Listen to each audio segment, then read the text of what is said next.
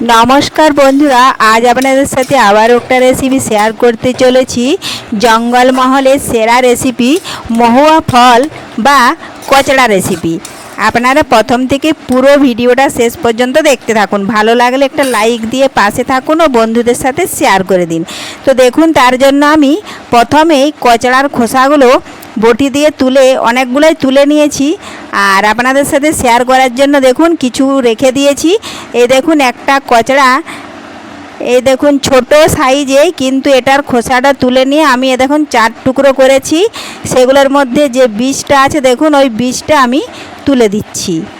এই দেখুন এইভাবে কচড়াটাকে রেডি করতে হবে। প্রথমে এই দেখুন এটারও বীজ আছে, বীজটা তুলে নিচ্ছি। এই দেখুন উঠে গেল বীজটা।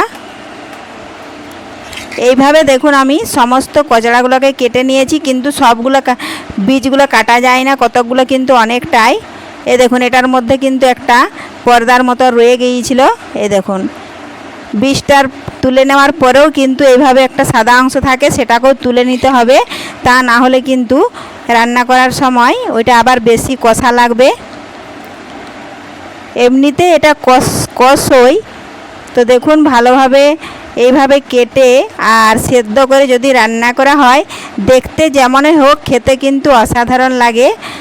আর আপনারা এটা সম্বন্ধে কে কীরকম জানেন না জানেন আমি বলতে পারছি না, তবে কিন্তু এটা জঙ্গলমহলেই বেশি পাওয়া যায় আর চালু বেশি। এ দেখুন এইভাবে কেটে নিয়েছি আমি, আর বীজগুলো তুলে নিয়েছিলাম।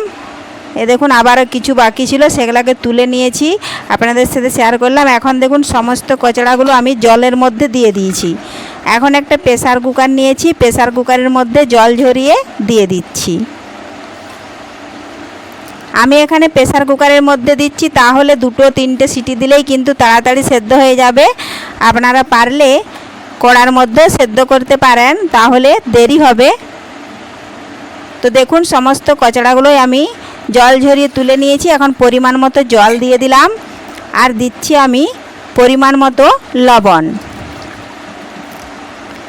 আর শুধু কচড়া তো রান্না করা যাবে না, ভালো হবেও না। তো দেখুন পরিমাণ মতো দিয়ে দিলাম হলুদ গুঁড়ো।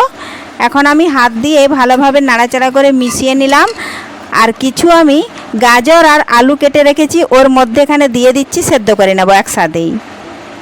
এই দেখুন আলু গাজর আর কচড়া দিয়ে ঝাল হবে, খেতে কিন্তু অনেকটাই টেস্ট হবে।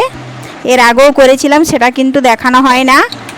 খুব ভালো হয়েছিল খেতে, তাই আপনাদের সাথে শেয়ার করতে চলেছি।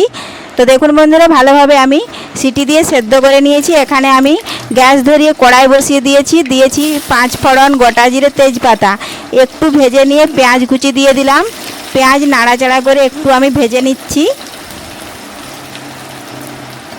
এই দেখুন সেদ্ধ করে জল ঝরিয়ে তুলে নিয়েছি। কচড়াটা কিন্তু খুব ভালোভাবে সেদ্ধ হয়ে গেছে। এদিকে পেঁয়াজ ভাজা হয়ে গেছে, আর আগে থেকে আমি আদা, জিরে, গোলমরিচ, দারচিনি ও ছোটো এলাচ বেটে রেখেছি, সেখানে কিছু মশলা অ্যাড করছি। এ দেখুন দিয়ে দিলাম আমি স্বাদ মতো লবণ, আর পরিমাণ মতো দিচ্ছি হলুদ গুঁড়ো, আর পরিমাণ মতো দেব লাল লঙ্কার গুঁড়ো। এখন এই মশলাটা আমি পেঁয়াজের মধ্যে দেখুন ঢেলে দিলাম। কিছুটা টমেটো কুচি দিয়ে দিলাম। এখন নাড়াচাড়া করে মিশিয়ে মশলাটা একটু ভালোভাবে ভেজে নিচ্ছি। মশলার বাটিটা ধুয়ে একটু জল দিয়ে দিলাম। এখন ভালোভাবে নাড়াচাড়া করে বেশ কিছুক্ষণ সময় নিয়ে মশলাটা একটু কষিয়ে নেব। তো দেখুন বন্ধুরা, বেশ কিছুক্ষণ ধরে মশলাটা কষিয়ে নিয়েছি, তেল ছাড়তে শুরু করেছি। এখন দিয়ে দিলাম আগে থেকে সেদ্ধ করে রাখা কচড়া, আলু ও গাজর। ভালোভাবে মিশিয়ে আবারও একটু রান্না করে নিচ্ছি। অনেকেই কিন্তু এটা মহুয়া ফল বলে থাকে, মানে বাংলায় হচ্ছে মহুল, যেটাকে আমরা বলে থাকি। ওই মহুলটা পড়ে যাওয়ার পরেই কিন্তু এই কচড়াটা গাছে ধরে। তো দেখুন দিয়ে দিলাম স্বাদ মতো চিনি, কারণ কচড়াটা একটু কষ লাগে, এই জন্য একটু সামান্য পরিমাণে আমি চিনি দিলাম, তাহলে এর স্বাদ কিন্তু আরও বেড়ে যায়। দেখুন সামান্য পরিমাণে জল দিলাম। এখন এই জল দিয়ে বেশ কিছুক্ষণ ফুটিয়ে আবারও জলটা শুকিয়ে নেব কড়ার মধ্যেই। আর জলটা শুকিয়ে গেলেই কিন্তু তৈরি হয়ে গেল মহুয়া ফল বা কচড়ার ঝাল। আজকের এই রেসিপি বন্ধুদের ভালো লেগে থাকলে কমেন্ট করতে অবশ্যই ভুলবেন না। পুরো ভিডিওটা ভালো লাগলে লাইক ও শেয়ার করে পাশে থাকবেন। ধন্যবাদ। ফিরে আসছি